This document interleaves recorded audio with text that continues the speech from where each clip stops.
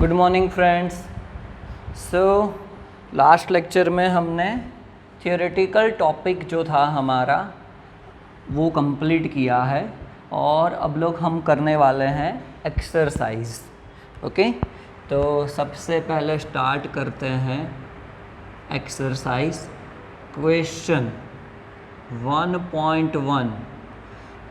You can see you have given H2O, carbon dioxide and methane. देखो ये video आप देखो तब आपके पास टेक्स्ट बुक होनी चाहिए, बराबर। टेक्स्ट बुक में से देख के लिखना है आपको। एक्सरसाइज हम लोग करवा रहे हैं, बराबर। बहुत ही सिंपल क्वेश्चन है। First, calculate the molar mass of the following. क्या होगा? H2O, hydrogen has 1 molecular mass. Okay, वो कितने हैं? 2 प्लस ऑक्सीजन 16, सो कितना हो जाएगा? 18 ग्राम पर मोल। चलो, सेकंड आपको दिया है carbon dioxide.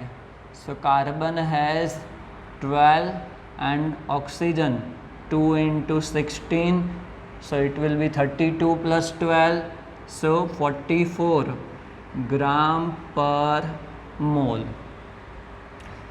Next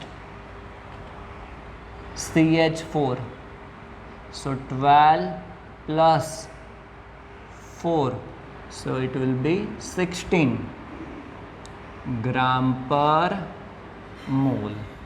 Okay, very easy example is there. Then next one is 1.2. Calculate the mass percent of different elements present in sodium sulfate. Mass percent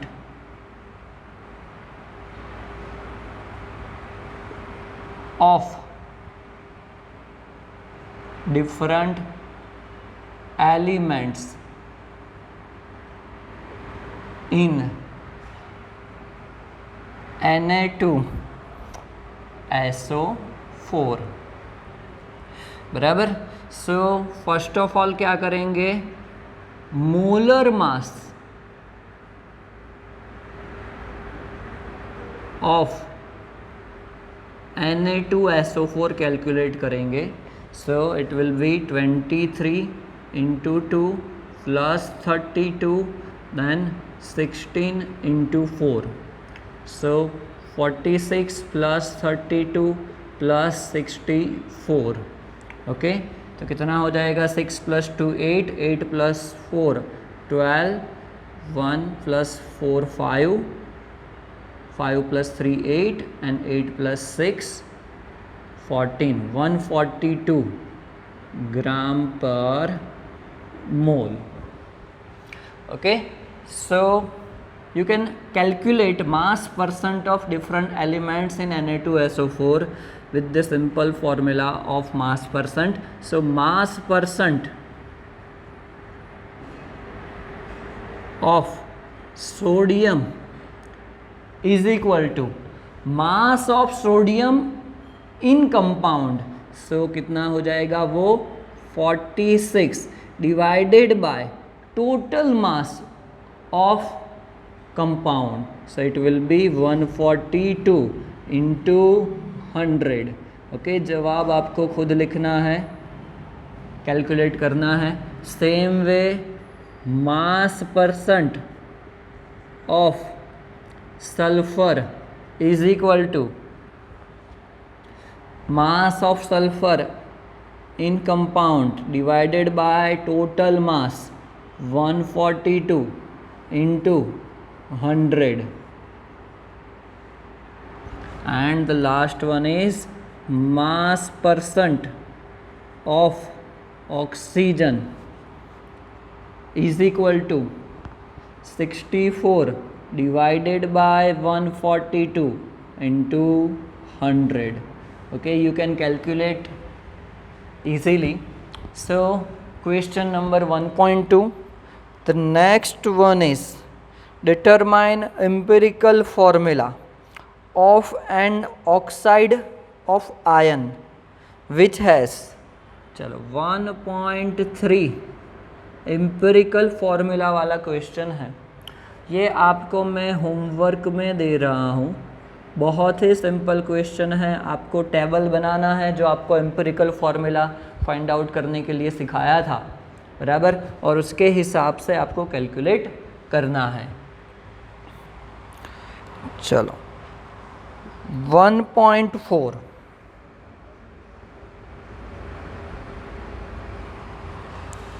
calculate the amount of carbon dioxide that would be produced when 1 mole of carbon is burnt in air. 1 mole of carbon is burnt in 16 gram of dioxygen and 2 moles of carbon burnt in 16 gram of dioxygen. So this is the question of stoichiometry. Okay, stoichiometry के regarding ये question है। Calculate the amount of carbon dioxide, that means you have to find out the mass of carbon dioxide. So first of all we will write the reaction carbon react with oxygen और reaction of carbon and air. Air मतलब आपको याद रखना है reaction with oxygen. अगर आपको यहाँ पे वर्ड कंब्यूशन यूज किया होता कि calculate the amount of carbon dioxide when it is react or the combustion of carbon, ऐसा कुछ लिखा होता तो भी क्या होता, ऑक्सीजन के साथ हम लोग रिएक्शन करते। ओके, सो 1.4 के अंदर फर्स्ट हम लोग क्या करते हैं, रिएक्शन लिखते हैं carbon plus O2 gives carbon dioxide. So we have the reaction. First we will write the stoichiometry according to mole. So यहाँ पे कितना हो जाएगा, 1 mole of carbon reacts with 1 mole of oxygen and it will give you 1 mole of carbon dioxide. बराबर, 1 mole of carbon reacts with 1 mole of oxygen to give 1 mole of carbon dioxide. Then we will write the stoichiometry of mass. So 1 mole, that means 12 gram of carbon reacts with 32 gram of oxygen to give you 44 gram of carbon dioxide. Okay, तो ये आपका एक basic reaction हो गया कि 1 mole carbon reacts with 1 mole oxygen to give you 1 mole carbon dioxide and according to mass 12 gram carbon reacts with 32 gram oxygen to give you 44 gram carbon dioxide. चलो आपको first question जो पूछा है वो देखते हैं कि 1 mole of carbon in burnt in air. तो यहाँ पे हम लोग देख सकते हैं कि we can write 1 mole of carbon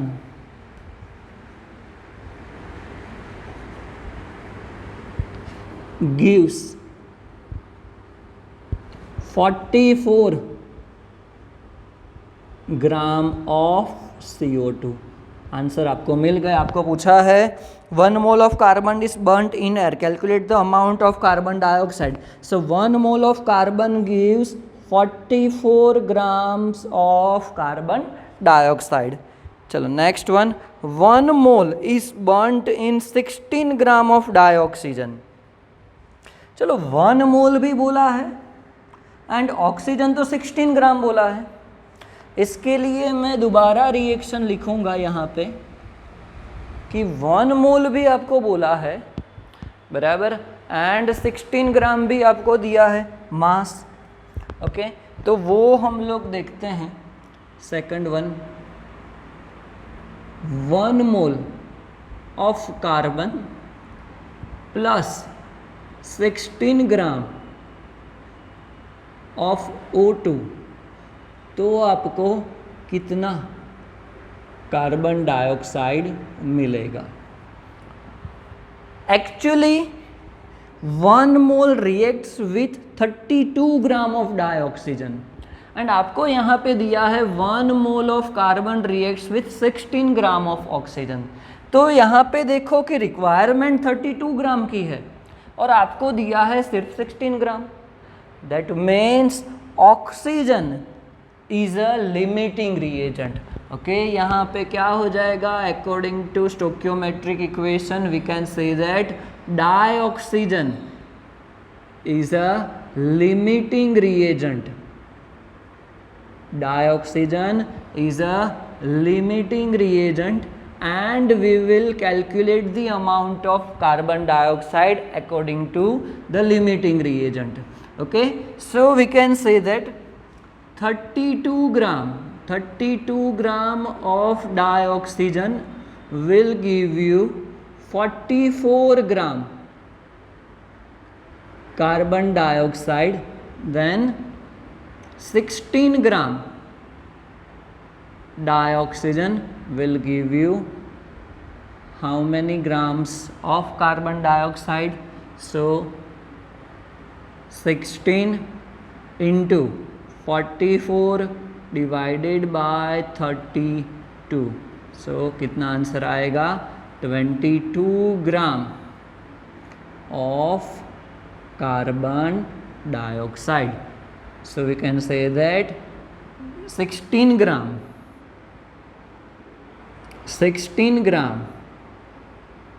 dioxygen gives 22 gram of carbon dioxide.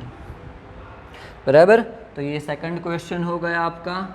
चलो थर्ड देखते हैं। 2 moles of carbon are burnt in 16 gram of dioxygen. चलो 2 moles of carbon plus 16 gram dioxygen, तो फिर कार्बन डाइऑक्साइड आपको कितना मिलेगा? तो देखो यहाँ पे भी कुछ ऐसा ही हो रहा है। 1 मोल के साथ 32 चाहिए, तो 2 मोल्स के साथ तो 64 ग्राम चाहिए होगा, बट आपको तो दिया है 16 ग्राम।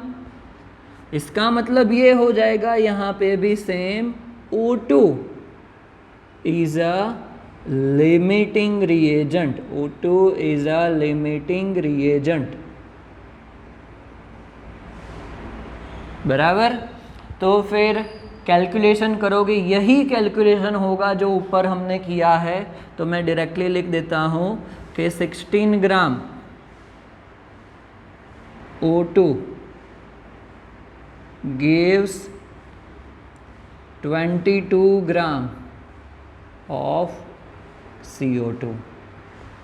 बराबर, सिंपल रिएक्शन था। क्वेश्चन नंबर 1.4 कंप्लीट हुआ हमारा।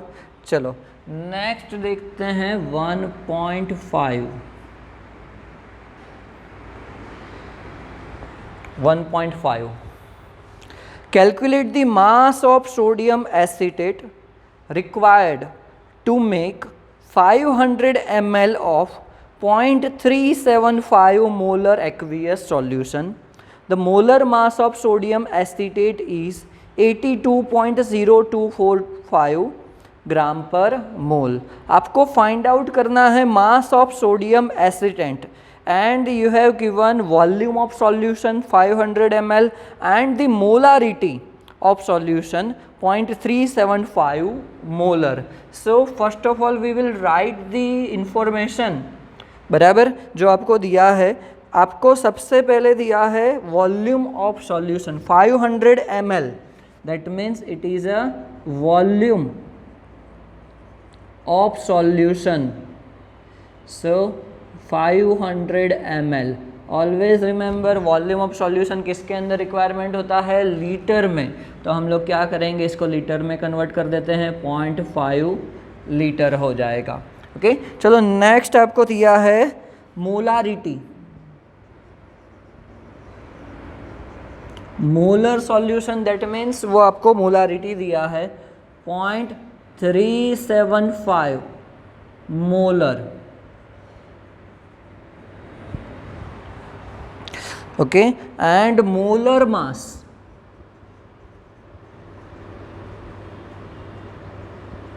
ऑफ सोडियम एसीटेट CH3COONA वो है 82.0245 unified mass. Then find out the mass of sodium acetate. So according to the formula of molarity is equal to mass of solute. तो यहाँ पे क्या है सॉल्यूट सोडियम एसीटेट, तो mass of sodium acetate divided by mass molecular mass of sodium acetate into volume of solution. तो आपके पास molarity भी है, molecular mass of sodium acetate भी है एंड वॉल्यूम ऑफ सॉल्यूशन भी है। So you can easily find out the mass of sodium acetate. खुद करना है, बहुत ही सिंपल एग्जांपल है, सभी वैल्यू सिर्फ आपको इनपुट करनी है और आंसर फाइंड आउट करना है। ओके चलो, तो ये यहाँ पे आपका 1.5 क्वेश्चन नंबर भी ख़त्म हुआ, बराबर। चलो उसके बाद देख लेते हैं 1.6। चलो 1.6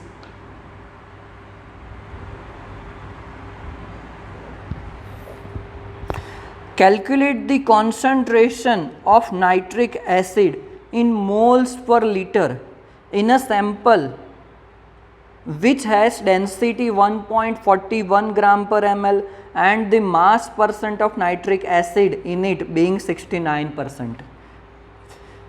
Again, calculate the concentration of nitric acid in moles per liter. Moles per liter, that means molarity. आपको फाइंड आउट करना है मोलारिटी, मोलारिटी ऑफ सॉल्यूशन, ये आपको फाइंड आउट करना है। आपको क्या दिया है, डेंसिटी।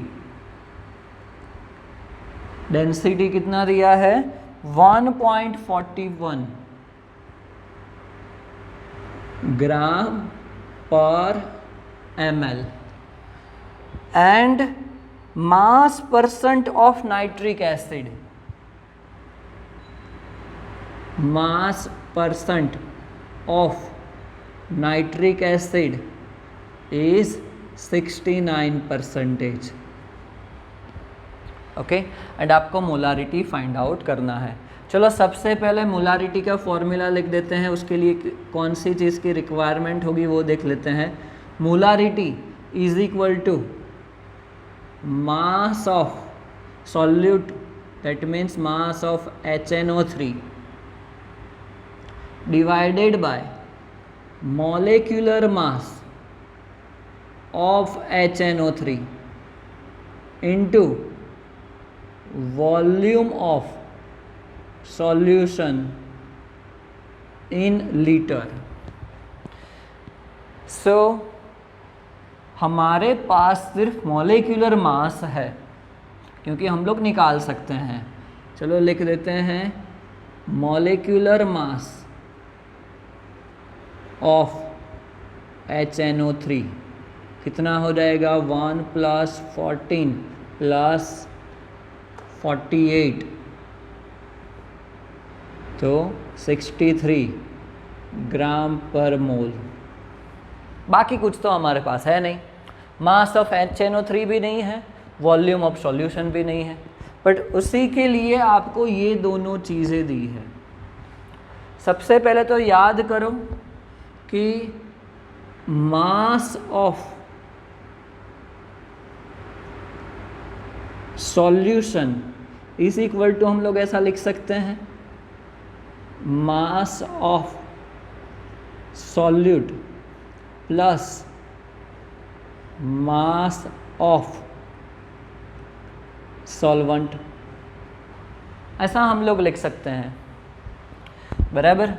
तो हमें इसके ऊपर से वॉल्यूम ऑफ सॉल्यूशन भी निकालना है, मास ऑफ HNO3 भी निकालना है। आपको मास परसेंट दिया है 69%, दैट मीन्स अगर हम लोग यहाँ पे ऐसा एज्यूम करते हैं कि assume that mass of solution is 100 ग्राम, हम लोग ऐसा एज्यूम कर लेते हैं कि मास ऑफ सॉल्यूशन हमने कितना लिया है, 100 ग्राम लिया है, तो मास परसेंट 69% है।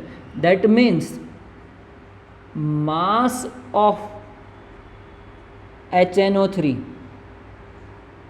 वो 69 ग्राम हो जाएगा। कितना हो जाएगा, 69 ग्राम हो जाएगा। क्यों 69 ग्राम होगा, क्योंकि हमें मास परसेंट दिया है 69%। तो अगर हम लोग फॉर्मूला इनपुट करते हैं mass percent is equal to mass of a component divided by total mass into 100, हमें मास ऑफ सॉल्यूशन कितना एज्यूम किया, 100 ग्राम, तो फिर मास ऑफ सॉल्यूट 69 ग्राम आ गया। चलो हमारे पास मास ऑफ HNO3 भी आ गया, 69 ग्राम है, मॉलिक्यूलर मास ऑफ HNO3 भी हमारे पास है, सिर्फ वॉल्यूम ऑफ सॉल्यूशन नहीं है। तो उसके लिए आपको डेंसिटी दिया है, density is equal to mass by volume. So density is equal to mass of solution divided by volume of solution, ऐसा हो जाएगा। चलो डेंसिटी है 1.41 is equal to mass of solution is 100, हमने ऐसा एज्यूम किया है, तो उसके अकॉर्डिंग वॉल्यूम ऑफ सॉल्यूशन, तो फिर वॉल्यूम ऑफ सॉल्यूशन हमें मिल जाएगा, कितना होगा, 100 डिवाइडेड बाय 1.41। तो चलो ये आंसर आप खुद कैलकुलेट कर सकते हो, इतना क्या आएगा, ml आएगा, आपको उसको लीटर में कन्वर्ट करना है। तो हमें वॉल्यूम ऑफ सॉल्यूशन भी मिल गया, मास ऑफ HNO3 भी है, मॉलिक्यूलर मास ऑफ HNO3 भी है, तो आप मोलारिटी निकाल सकते हो। बराबर, हमें जो चीज़ें यहाँ पे दी है उसका हमें यूज़ करना है। आपको सभी फॉर्मूला तैयार रखने हैं, किसका यूज़ कब करना है यही आपको सोचना है। सबसे पहले जो पूछा है वो लिखो, बराबर, और उसके बाद आप देखो कि कौन सा फॉर्मूला आप यूज़ कर सकते हो। बराबर, 1.6 तक कंप्लीट करना है, नेक्स्ट लेक्चर में हम इसके आगे करेंगे।